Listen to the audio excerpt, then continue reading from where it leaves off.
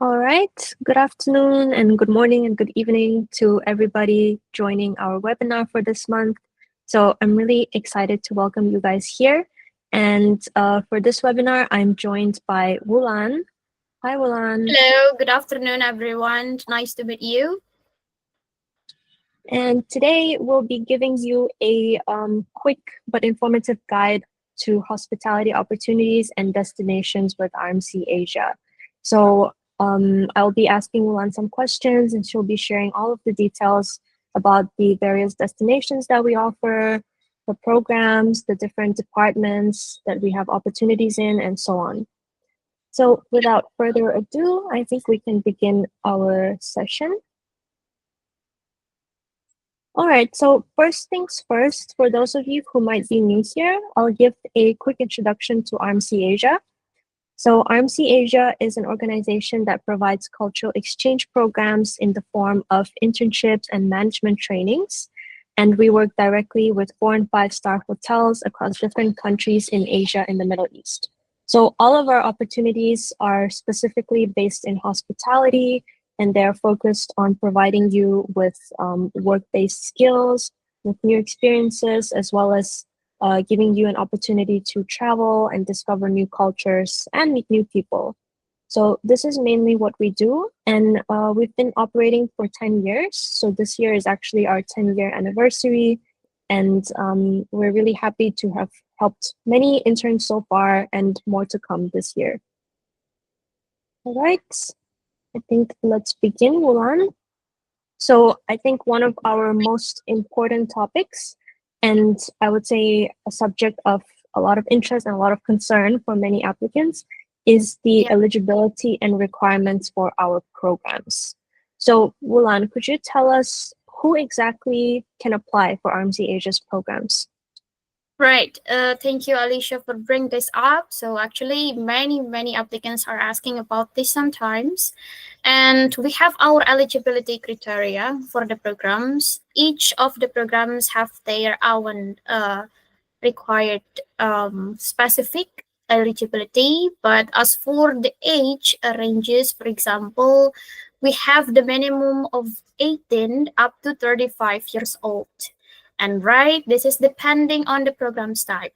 Let's say, as we have three types of the programs, we have the hospitality and business internship, we also have the management training programs, we have the contractual positions, where the internship programs, it can be applying for the minimum of 18 years old. As for the management training, we do have it for the minimum of 22 years old, and it will be remain the same for the contractual.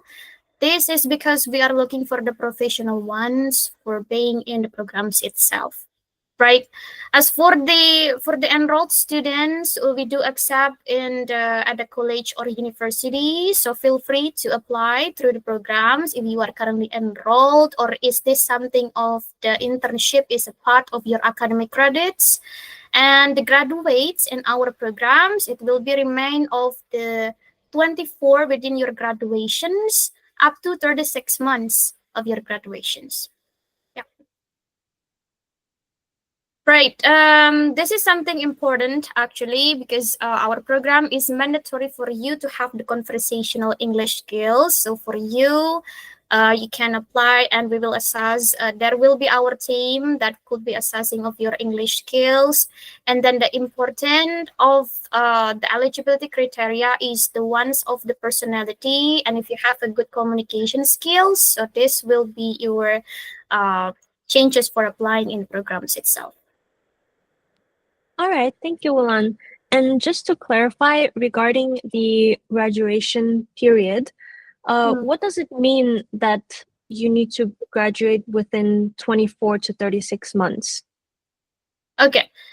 So it means that when you have been graduated within 24 months after your graduations, then you can still eligible and apply for the programs. Even if you are a recent graduates or fresh graduates, feel free to apply. As for the 36 months, it will be remain the same after your graduation. So you can apply after the 36 month of your graduates. So this is the eligibility that we had. Okay, got it. And another question I have that some people do ask us is what exactly is the minimum education requirement? Because our general eligibility says that you can be an enrolled student at a college or university, but what if an applicant has a different type of, diploma or certificate? Right.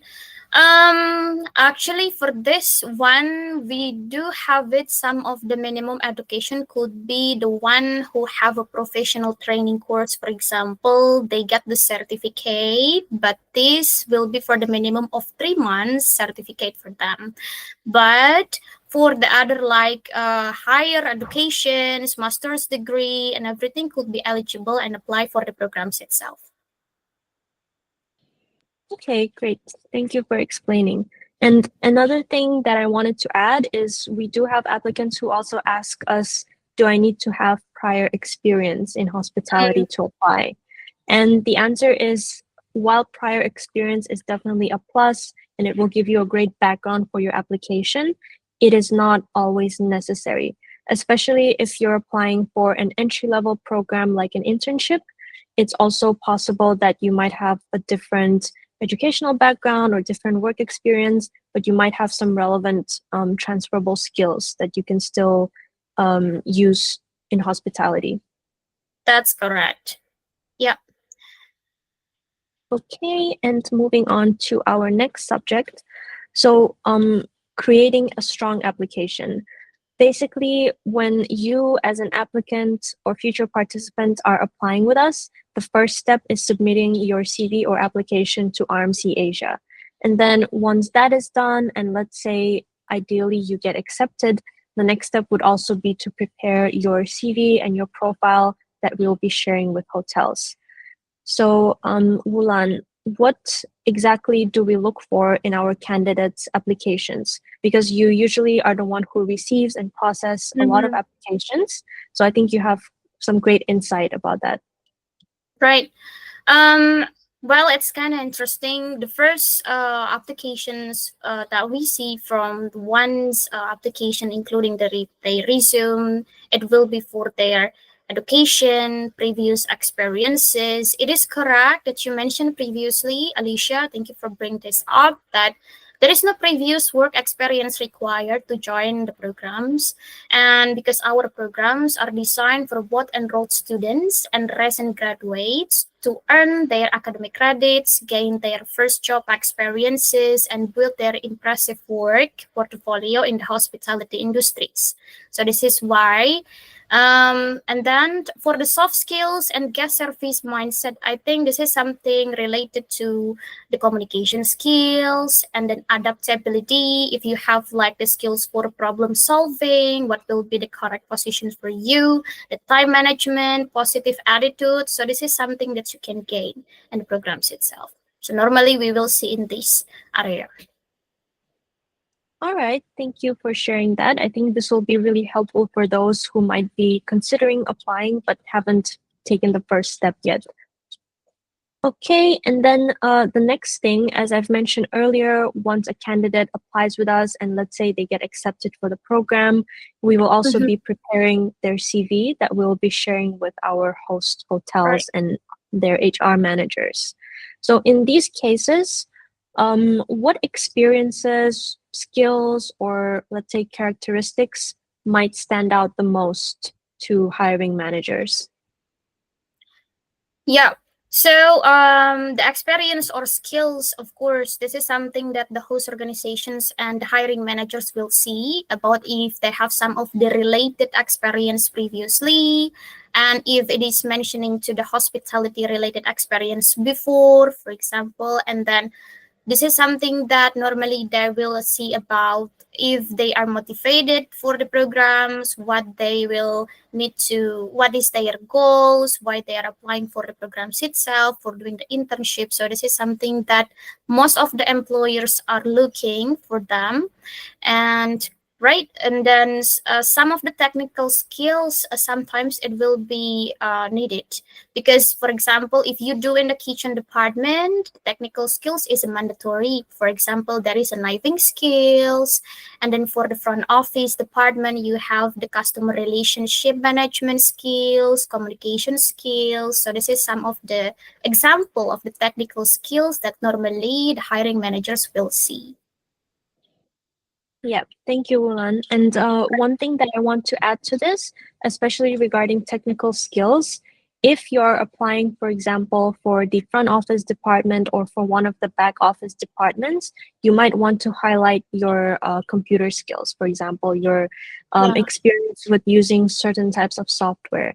Because as you may know, in the front office, they often use a specific software to manage guests and bookings. So it's good if you have any kind of related computer experience.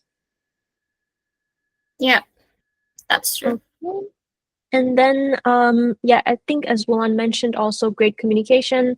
I would say, in my experience speaking to candidates, this is a non-negotiable for any hospitality position because in all cases you'll be working with other people, and once you're speaking with the hotel HR, you will want to, present your good communication skills, your enthusiasm, and also your ability to work in a team. Right. I think I will add some of the skills that we can bring this up. It's the language skills. So if you have some of the additional language, for example, like Chinese language, do you learn, or do you can speak other languages that could be related into your positions? That could be the plus point for you with the hiring managers of the hotels itself. Yeah, definitely. Because all of our hotel partners are based in tourist destinations. So they will often have guests from other countries. And if you can speak more than one language, it will be a great advantage for you during your interview. Yeah, true. Okay, and moving on, as I've mentioned earlier, you can still apply and be eligible for our programs even if you don't have a background in hospitality. So, if that's the case, Wulan, could you tell us a bit more about how non hospitality applicants can show their strength and their skills? Right. That's interesting, Alicia. Well, in our programs, we do not have like a specific majority to apply for the programs, but of course, the hospitality background is a plus. However, the non-hospitality applicants can also show their strengths by focusing the transferable skills that you mentioned previously and highlighting their personality for the past experiences aligned with the hospitality values. For example, they have the skills for the communication, teamwork, problem solving, time management, customer service are highly valued across all industries in the hospitality. And these can be some of them of the hospitality setting that we call. And yeah, and the personality and experience is, of course, this is something that you can highlight during the hiring managers or during your resume applications and everything to be more confident. And this is something that showing enthusiasm, a positive attitude, and a genuine willingness to learn about the positions and gain more experiences. So yeah, feel free to apply for the program itself. All right, thank you for the overview, Wulan. Let's move on to our next subject. So, as some of our applicants and candidates might know, a hotel consists of many different departments that all need to work together in order to keep the operations running.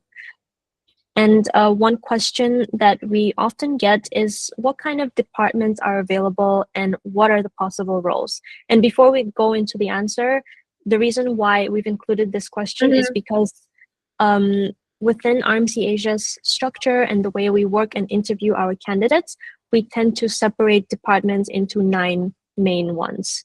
And this is just to clarify that your department that you choose does not mean that your position will be called, let's say, like only front office. It will be something else. And I think Wulan can explain that in a bit more detail. Right, perfect. Yeah. We have, as mentioned, we have the operations positions, while we also have a few in the back office. And a few in the operations we have in the front office, F&B, food and beverage, kitchen, housekeeping, leisure and spa. This is something related in the not in the back office but operations roles. As for the back office, we have human resources, we have sales and marketing, we have finance, revenue management, but each of the departments have the possibilities rules that you can apply. For example, front office, they have receptionists, they have concierge, and they have a guest relations. And the F&B, we have banqueting section. So if you are interested for the bartending section, who will have main of the maintenance mixology of something else about that, then you can apply for the F&B departments. The kitchen, we have many in the kitchen. We have pastry, we have hot kitchen, we have cold kitchen. And yeah, I think for you, if you would like to apply, you will need to know actually in which positions do you would like to have, what will be your goals for the what will be your goals for the internship, and this is something mandatory, so you know exactly what will be the department that could be fit with your positions currently. Yep, exactly. And also, just to add to what you've just mentioned, Wulan, for example, in the back office, we do have the Department of Sales and Marketing, just as an example. But within sales and marketing, you will not only have positions like, marketing intern or digital marketing intern. There are also opportunities for events management, for example, because sometimes we get applicants who are interested specifically in events in that part of the hotel. And I would say that many of our partners do offer that opportunity, but usually it will simply fall under the main term of sales and marketing. All right. And then we do actually have some departments that are a lot more popular with our applicants than others.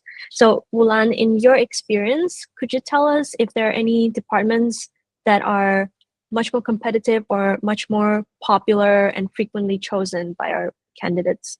Right. I think you already know about this, Alicia, so I will clarify it that we have a kitchen departments are very, very competitive, and the front office could be the secondary options because, yeah, we will need to see most of these departments are quite popular this time, and many of the students would like to have these positions due to their, for example, like a specific background previously, they graduated from the pastry, so they would like to apply for the kitchen.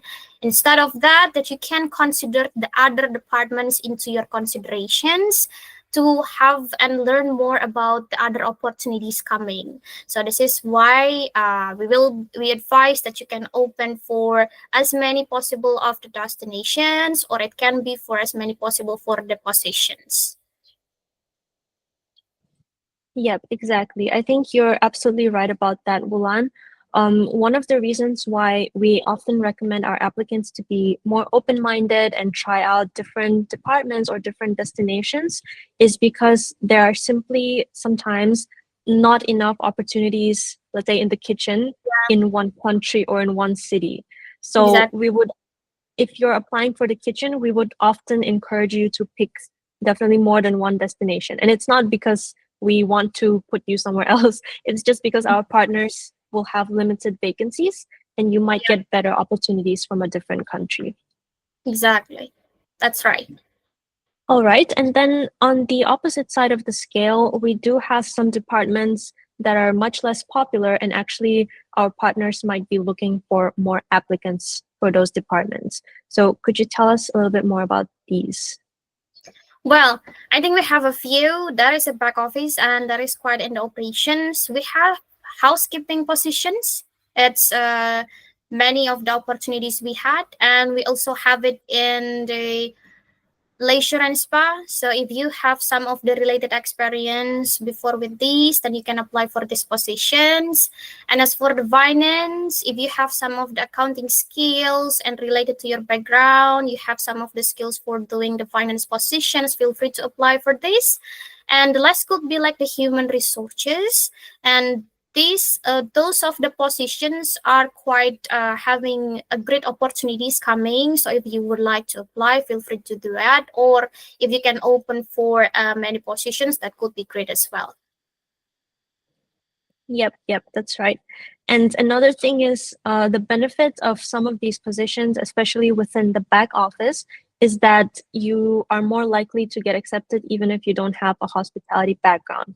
Because, for example, if you have experience or education in finance and revenue management, it doesn't matter if you had it in a hotel or elsewhere or you studied it at university, it will still be applicable, in the back office of the hotel because the type of work you do is the same in terms of finance, whether or not you're working in a hotel or somewhere else. Yeah. True. Okay, and then moving on to our next topic, which is destinations. So, some of you might not know that yet, but from this year, we actually increased our selection of destinations. And so we just wanted to give a recap of that first of all. All right, Wulan, can you tell us which destinations do we currently offer? Right. We have new destinations coming hopefully in 2026, but for now we have 10 destinations. The one could be for Thailand, we have Vietnam, there is in Hong Kong, Taiwan. We also have it in Malaysia, and there is coming up more for Indonesia. And we have the Great Island, which will be in the Maldives for you who is looking for the great experience working in the islands. So this is a great changes for you to apply for these destinations. And the Middle East countries, we have quite a few countries that you can consider. We have the UAE, we have Qatar, Oman, Bahrain, and yeah, those are our primary destinations for now. And we have lots of the destinations currently. So yeah, hopefully this can be some of the interesting experience for you to explore to those countries. Yep, exactly. And I think we have, I would say we have different countries for all kinds of different preferences because Mm-hmm. many of our candidates do come in with something that they're already looking for. For example, some of our applicants might be looking for a very urban environment, so they might go for like Hong Kong or UAE, Yeah. and then others want to go and work on like a more remote island. So then they might go to Maldives or maybe to Thailand to one of the to one of the smaller islands or provinces. So I think there's definitely something for everyone. Yeah, and some of the students were asking, or the applicants kind of asking, that I will be placed with the locations that I never heard before in the countries, let's say. And then no worries that you can apply. Our host organizations is located in the tourism sector, right, Alicia? So you will know the exact locations. For example, in Thailand, we have Bangkok, there is Phuket, Krabi, so all the tourism sector there that we have host organizations currently. So we will not gonna set the destinations into the small cities that you out of nowhere. We will give you the destinations there, but this all in tourism sector of the countries itself. Yes, exactly. And just to add to what Wulan said, also for some countries like the UAE, for example, I know many of you might want to go to Dubai and only Dubai, but there are other cities in the UAE and there are other cities in other Middle Eastern countries that are just as nice and have just as a developed hospitality and tourism industry. So just try to keep your mind open to different opportunities. That's right. Perfect. All right, and then I think I will cover this next question that we have. Mhm. What are some of our most popular destinations and why? So I would say at the moment, the most popular and the most common choices among many applicants are Thailand, the UAE, and Hong Kong.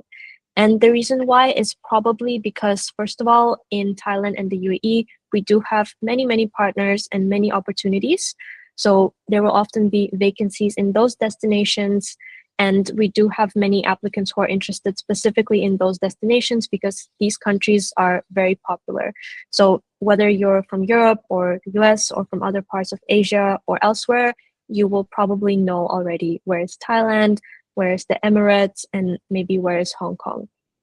So I would say these are the most popular ones.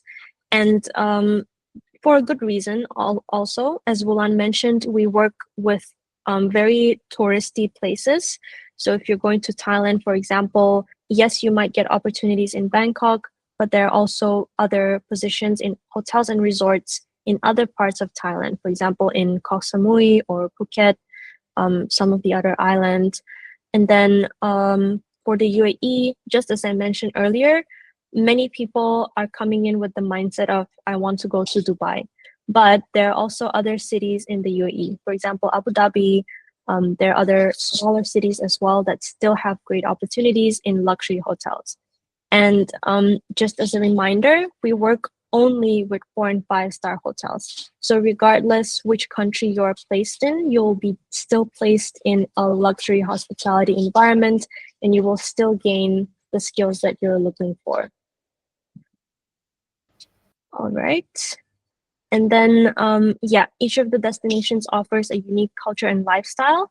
But just because you know only a few of the countries, still I would recommend you to keep your mind open and try to look into other, other destinations. These other countries could also surprise you. All right. And then continuing on from what I was talking about earlier, there are some things to consider when choosing your destinations. So first of all, like I mentioned, you might be having a specific goal. Let's say you want to work in the Middle East, you want to start your career and stay and work in the Middle East specifically. If that's the case, of course, we would recommend you to apply for our destinations in the Middle East. So that includes the UAE, Qatar, Oman, and Bahrain.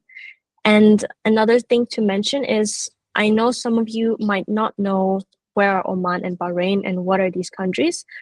I'll give a little bit of background. So basically, both Oman and Bahrain are smaller countries in the Middle East, in the Gulf, but they are very well-developed countries with a very developed and rich hospitality industry.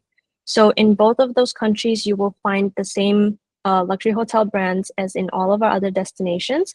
However, the difference is that the lifestyle and the environment there is a little bit, I would say, a little bit more chill and peaceful compared to a bigger country and a bigger city. So one thing that I hear consistently from our interns in Oman, for example, they always tell me it's so peaceful, it's so quiet, it's very chill. They feel like it's a very relaxing atmosphere to live there and also to work there.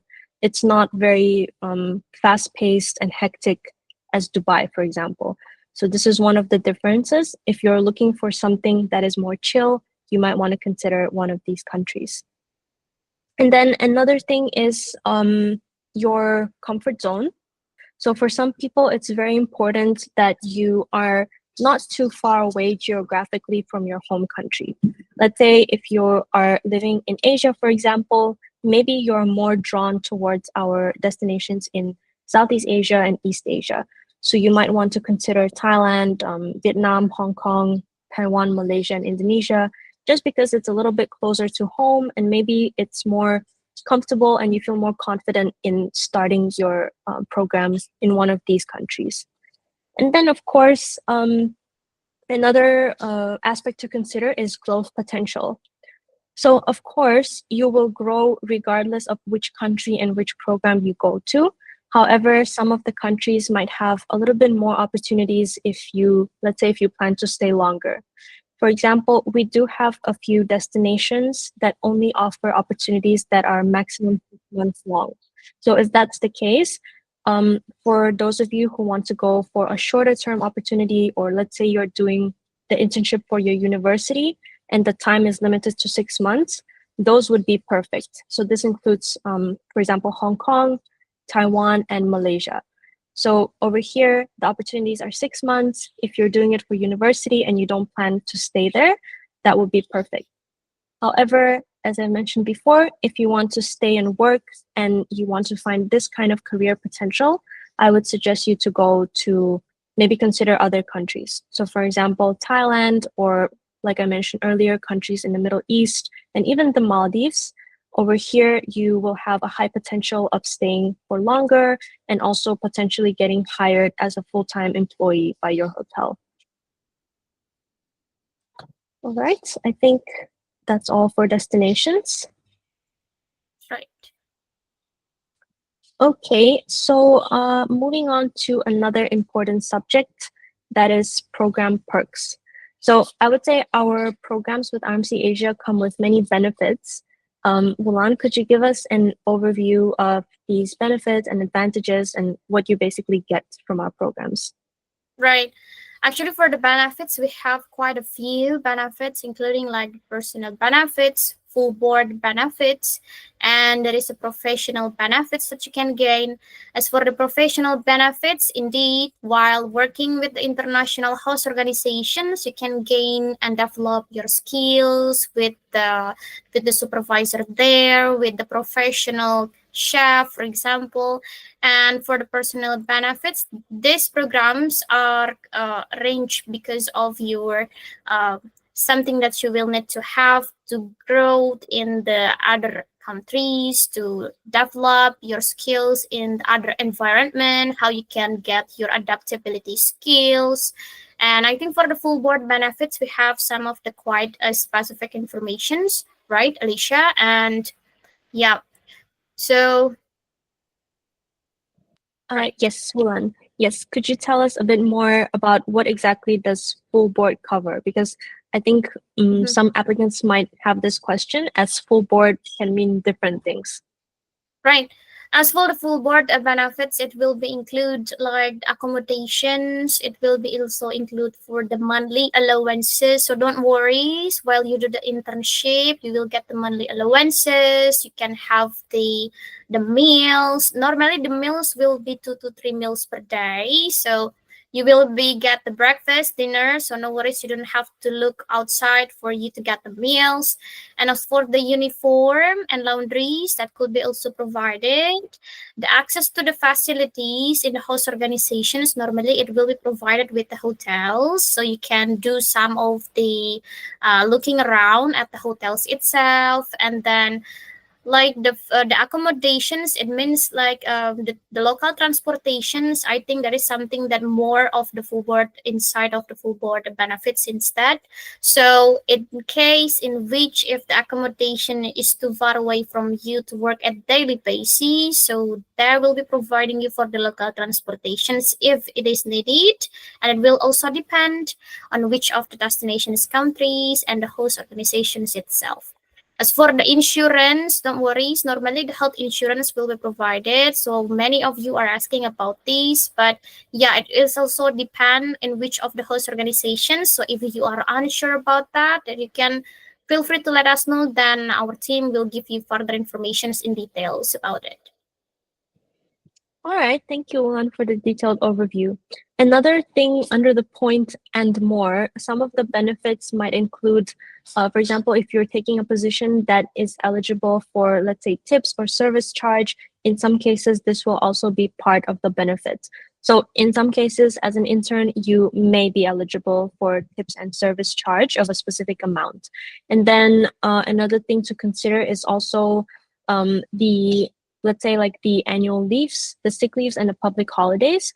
All of these benefits will also be outlined once you receive offers from the host organization. Right. Okay, and then I think moving on to our final topic of this session is the visa process and support. Again, this is a topic of much interest and concern among our candidates because everybody is worried about, oh, do I need to apply for the visa myself? Do I need to pay for it? How long does it take? What if I don't get it on time? So these are some of the questions we'll address. The first thing is, how does the visa process work with RMC Asia? Right. We normally coordinate this with the host organization. So I believe that this is something that you don't have to be worried about because RMC Asia, we are here to assisting you from A to Z, from the application process until the internship is complete. Include for the visa process, the coordinate process, that will be assisting with the host organizations. So you will be getting your visa before your departure. And then you can send us your documents, the administrations, that will be our part, and it will be with you. For example, we need some of the documents, including for the school recommendation letter, if you are still an enrolled students, or submitting the documents in a timely manner that could affect it in the visa process. So if you have the documents already, you can upload, you can send it to us for a speed process. And normally, the timeline of the visa process could be 2 to 12 weeks. And also, this is depend in the embassy, and it's also depend in which of the countries and ones of the nationalities of the countries itself. So it may varies, but this is just approximately time. It can be faster or it can be longer. It will depend on you and the host organizations. Well, we will coordinating with that. Yep. And just to add to what you said, Wulan, in terms of the timeline, I would say that usually the 2 weeks lowest possible timeline is usually for Middle Eastern countries, not for other destinations. And again, this will depend on the process. It will depend on your documents, your nationality, and also just the embassy timeline. So sometimes it might be longer than that. And then for, let's say, the 8 to 12 weeks mark, this will normally be with, not with all destinations. I believe it's more common with Vietnam, for example. The visa process there is a little bit longer. It's usually around 8 weeks, which is about 2 months long. So with this in mind, you might want to plan a bit in advance when you should apply and, complete all your process in order to get your visa on time. Right. All That's right. correct. And in terms of the support that RMC Asia offers, I think Wulan has already mentioned it. So, of course, we do coordinate the process. And one important thing is that we also coordinate the communications with the host hotel. So, in some cases, when applying for your visa or work permit, there will be specific documents required from the hotel to confirm that you're going to be employed there and you're going to be interning there for a certain period of time. So, we'll make sure to arrange all of these documents for you together with the hotel. All right. And one final thing is also a common question that we get. As a candidate, as an applicant for the program, are you required to visit any embassies if you're applying for the visa? Right. Well, actually, it can be depend, Alicia, and it will depend on the destinations and your countries. If the visa submission will need to be submitted in the visa office, for example, so you will need to visit the embassy into your countries. They will ask like a formality questions. Why they're looking for the internship? This is just to speed up the process of your visa application. So feel free to do it. Otherwise, there is an online submission where you can submit it online. You can upload your documents there, and then it may also increase the speed up process. There is no wasting time to visit the embassy and anything, so you can submit it through online through the embassy platform into your countries. But just keep in mind that if you do not know exactly which of the informations, then you can ask our team about these. Then we will also let you know and give you some of the instructions on how that you can submit it, your visa into your home country. So I think that should not be a worries with that. So you just follow the instructions. So this is something that we can assist you with that. All right, thank you, Wulan. Yeah, just to highlight, don't worry about preparing all of this. We will have instructions and we will send you emails with all the steps. So you will find out later on in the process what exactly you need to do, and you don't need to worry about it, too far in advance.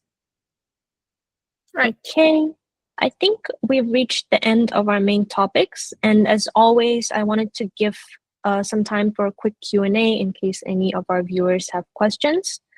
I'll give it a minute. If anybody has any questions, please feel free to drop it in the chat or just ask us directly.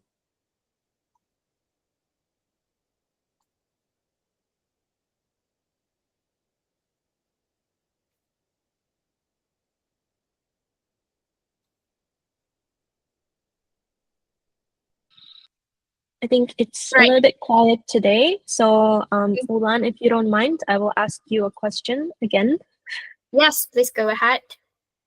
So again, this is one of the very frequent questions from our applicants. When you apply for the program, are you able to select a specific hotel, a specific property, or a specific brand? Well, I would say, as we associated with 100 of the host organizations, and we will introduce you to as many host organizations as possible. So limited your options of the host organizations might decrease your chances of getting hired by the hiring managers. Let's say if you are specifically looking for Marriott in Dubai, for example, but the hiring managers during the interview it's not going well, so you are not get accepted, then you have no choice for other host organizations. That would be the problem. So the thing is to keep remind open to all the possibilities of the great opportunities coming. So this is something that can open your broadened skills, and you can open up for more the great opportunities from the host organizations itself. So I think this is just this is the and often questions happen, but for a specific destinations, you can choose and select it your countries as many as possible. But for the specific cities, for example, and the specific host organizations, this is something that we cannot guarantee. Right. All right, thank you, Wulan. I think that was very detailed and should definitely clear things up. Um, I think I'll ask you one last question for now. So if if a candidate has already done an internship in one country, and let's say in a few months or in a year, they want to come back and join another program in a different destination, is it still possible? And do they need to reapply all over again? Right, that's a good question. By the way, we have some of the special conditions with this.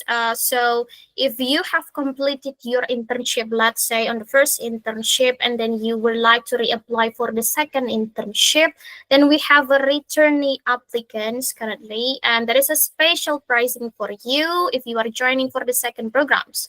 So this is something that you can contact your advisor or the recruiter team to give you another changes for this internship program, and we will be happy to assist you to join for the next steps. And it will be great for you to start your programs a few months before your internship or the first internship is complete. So this will be for us to be well prepared about your applications, and yeah, we will be happy to assist you further about that. All right, awesome. Thank you, Wulan.